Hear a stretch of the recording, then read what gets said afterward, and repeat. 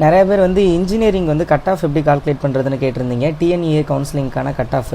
So engineering கவுன்சிலிங்கில் வந்து உங்களுக்கு 3 சப்ஜெக்டோடைய மார்க் வந்து எடுத்துக்கிடுவாங்க. ஃபஸ்ட்டு வந்து ஃபிசிக்ஸு, ஸோ அதுக்கப்புறம் கெமிஸ்ட்ரி, அப்புறம் வந்து மேத்தமேட்டிக்ஸு. ஸோ இந்த 3 சப்ஜெக்டோடைய மார்க் தான் எடுத்துக்கிடுவாங்க. உங்களுடைய கட் ஆஃப் வந்து டோட்டல் மார்க் வந்து 200. ஓகேவா? ஸோ 200க்கு நீங்கள் எவ்வளோ கட் ஆஃப் அப்படிங்கிறது தான், அதை வச்சு தான் உங்களுக்கு வந்து கவுன்சிலிங் வந்து நடக்கும். ஸோ இப்போ இன்ஜினியரிங் வந்து எப்படி கட் ஆஃப் வந்து கால்குலேட் பண்ணுறதுன்னு பார்க்கலாம். இதனுடைய லாஸ்ட் இயர் ஸ்டூடெண்ட்டோடைய மார்க்கு.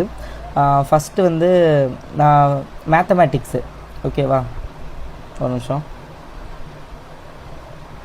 மேக்ஸ் வந்து உங்களுக்கு அப்படியே 100% வந்து எடுத்துக்கிடுவாங்க. ஸோ அதுக்கப்புறம் உங்களுடைய ஃபிசிக்ஸில் வந்து 50%. ஓகேவா? ஸோ அதுக்கப்புறம் உங்களுடைய கெமிஸ்ட்ரி மார்க்கு, கெமிஸ்ட்ரிலையுமே வந்து 50% வந்து கன்சிடர் பண்ணிக்கிறாங்க. ஓகேவா? ஸோ இப்போ இந்த ஸ்டூடெண்ட்டுக்கு வந்து நான் கட் ஆஃப் வந்து கால்குலேட் பண்ணுறேன். ஃபஸ்ட்டு வந்து நான் மேக்ஸ் எடுத்துக்கிறேன். மேக்ஸில் வந்து இவங்க 100 மார்க்ஸு, ஸோ 100 அப்படியே போட்டுடுறேன். ஸோ அதுக்கப்புறம் வந்து ஃபிசிக்ஸில் இவங்க வந்து 100, ஸோ அப்போ 100 டிவைடட் பை 2 50. ஓகேவா? ஸோ அதுக்கப்புறம் வந்து கெமிஸ்ட்ரியில் வந்து 97, அப்போ 97 டிவைடட் பை 2 48.5. ஸோ இப்போ இது 3 ஆட் பண்ணால் இதான் உங்களுடைய கட் ஆஃபு.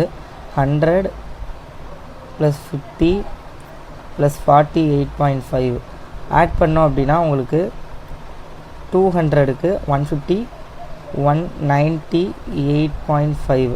ஸோ இதான் வந்து உங்களுடைய கட் ஆஃபு. ஸோ இந்த கட் ஆஃபை பேஸ் பண்ணி தான் வந்து இன்ஜினியரிங் கவுன்சிலிங் வந்து நடக்கும். ஓகேவா?